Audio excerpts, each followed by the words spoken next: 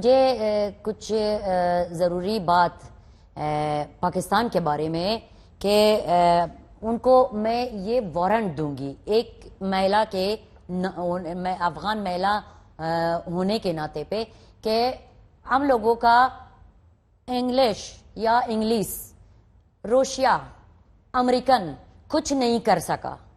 पाकिस्तान तो छोटा सा है, हम इसको आने नहीं देंगे, इसको जगह देने का मौका नहीं देंगे और हमको ऐसे कब्जा करने का ये ख्वाब में भी ना देखे। जब आपकी निकम्मी निकट्टू आर्मी जो डॉलर लेके बनाई गई, जिसका बजट $10 बिलियन था, वहां पे अगर वो नहीं लड़ी, बंदूकें फेंक दी, तो इसका कसूर या आप इंडिया से तवक्को नहीं कर सकती या पाकिस्तान पे दोष नहीं लगा सकती।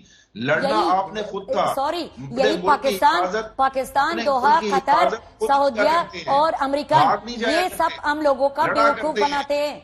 पाकिस्तान कभी भी समस्या का हिस्सा बन ही नहीं सकता, क्योंकि आतंकवाद की असली जननी, आतंकवाद का असली अड्डा कहीं है तो वो पाकिस्तान में है। और यहाँ हमारी बहन शाहीन जी बैठी हैं। बड़े गर्व से हर भारतीय की तरफ से मैं एक बात कहूंगा, वो मुसलमान हैं, भारत की नागरिक नहीं है, लेकिन उन्होंने कहा जाके अपने को महफूज समझा। उन्होंने समझा कि भारत एक ऐसा लोकतंत्र है जिसकी धरती पे धर्म ना देख के, कहाँ की नागरिक है ना देख के, उनको एक सम्मान का जीवन मिल पाएगा, इसीलिए वो यहाँ आई। ये जवाब है जो पाकिस्तानी प्रवक्ता यहाँ बैठे उनका। तालिबान को तो खड़ा पाकिस्तान ने किया था और सारा सपोर्ट तालिबान ने दिया था। जब यूएस फोर्सेस आईएसएफ के अंदर में आए थे तो कहा गई थी ये तालिबान, पूरा तालिबान पाकिस्तान में था और वहीं पर बेसिस में ट्रेनिंग कर रहा था और उसके बाद रिकू करके वहां पर वापस जाके हमले कर रहा था अमेरिकन ट्रुप्स के ऊपर और अफगान नेशनल सिक्योरिटी फोर्सेस के ऊपर। वारिस पठान साहब, मुस्कुरा तो आप खूब रहे हैं, लेकिन यूपी में ये कौन सा जहर घोलने की कोशिश है? जब एसपी इनकार कर रहे हैं, क्यों मस्जिद के नाम पर आप सिर्फ वोट बैंक के लिए, सर सिर्फ वोट बैंक के लिए, आपको भी पता है कि किस तरह से सांप्रदायिक सौहार्द बिगड़ सकता है, फिर भी मस्जिद और मस्जिद के तोड़ने की बात, ऐसी बातें जिससे एसपी इनकार कर रहे हैं।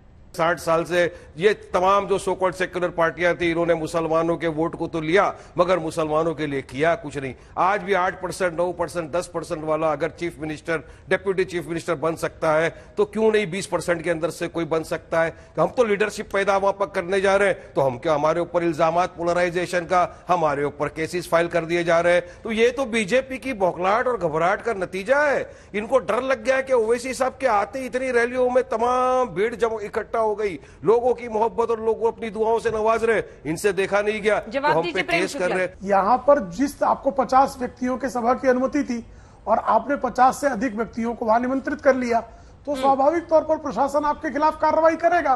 और उसके बाद अगर आप विद्वेषपूर्ण बातें करेंगे, सामाजिक विद्वेष फैलाने का दुष्कांड रचेंगे, तो स्वाभाविक तौर पर प्रशासन का दायित्व बनता है कि इस तरह से सांप्रदायिक विद्वेष फैलाने वाले व्यक्ति के खिलाफ कानूनी कार्रवाई की जाए। तो उस कानूनी कार्रवाई पर इतना जो है स्यापा करने की क्या आवश्यकता है? ओवैसी जी को पता है कि उत्तर प्रदेश का चुनाव निर्णायक है। ओवैसी जी को यह भी पता है कि उत्तर प्रदेश में भाजपा की कुशासन से सारे लोग त्रस्त हैं, सिर्फ एक विशेष समुदाय या विशेष जाति या विशेष धर्म के लोग नहीं। तो वो क्यों जाकर वहां पर वोट काटने की राजनीति करना चाहते हैं? वो क्यों हर बार टीम बी बीजेपी की बनना चाहते हैं? जहां जहां भाजपा हारने लगती है वहां झोले से ओवैसी जी निकाल दिए जाते हैं। चुनाव आया है, अब हमें तो धर्म की फसल काटनी है, जो कि वही लहरा रही है उसी को काटो। और तो हमने 4.5 साल में कुछ किया नहीं। जनता को हम कैसे मूर्ख बना सकते हैं, लेकिन उत्तर प्रदेश की जनता सब जानती है। वो आपसे पाई हिसाब लेगी, क्योंकि आपने 4.5 साल में उत्तर प्रदेश को दिया क्या है?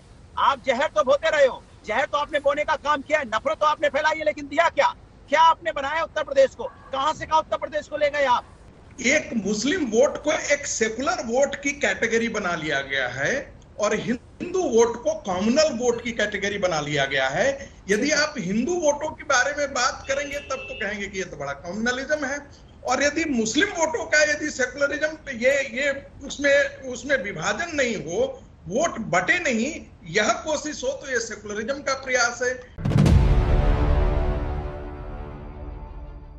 सेना ने कई भारतीय कंपनियों को काउंटर अनमैन्ड एयरक्राफ्ट सिस्टम्स यानी CUAS के कॉन्ट्रैक्ट दिए हैं। बहुत कम समय में made in India anti drone systems के लिए 300 करोड़ रुपए के सौदे हुए।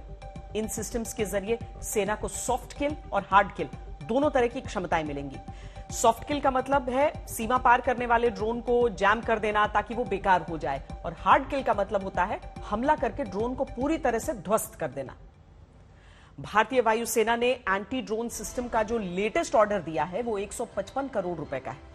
हैदराबाद की जेन टेक्नोलॉजीज को इसकी सप्लाई 1 साल के अंदर पूरी करने का कॉन्ट्रैक्ट मिला है। यह सिस्टम ड्रोन को डिटेक्ट करता है, फिर उसकी पहचान करता है। इस सिस्टम के कैमरे लगातार ड्रोन को ट्रैक करते हैं, यानी पूरी निगरानी रखी जा सकती है, और फिर जरूरत पड़ने पर यह सिस्टम एक कमांड पर सिग्नल जैम करके ड्रोन को बेकार कर देता है। इस सौदे से ठीक पहले नौसेना ने भारत इलेक्ट्रॉनिक्स लिमिटेड के साथ नेवल एंटी ड्रोन सिस्टम का कॉन्ट्रैक्ट किया है। यह सिस्टम तुरंत ही छोटे आकार के ड्रोन्स को पकड़ लेता है और लेजर के जरिए इन्हें मार गिराता है। भविष्य में एयरफोर्स 10 एंटी ड्रोन सिस्टम चाहती है जिनमें लेजर हथियार हो ताकि हमलावर ड्रोन को तुरंत नष्ट किया जा सके। डीआरडीओ भी अपनी एंटी ड्रोन तकनीक पर काम कर रहा है। वहीं प्राइवेट कंपनियां भी कुछ नए ऑप्शंस दे रही हैं, जैसे हैदराबाद की एक कंपनी ने ड्रोन से सुरक्षा करने वाला एक अदृश्य आसमानी कवच तैयार किया। इसका नाम है इंद्रजाल। कुल मिलाकर यह है भारत की एंटी ड्रोन तैयारियां। भारतीय वायुसेना के पास ये कितनी उसकी ताकत बढ़ाने वाली प्रणाली आ गई है, उसे देखकर यकीनन हर एक भारतवासी को गर्व होगा।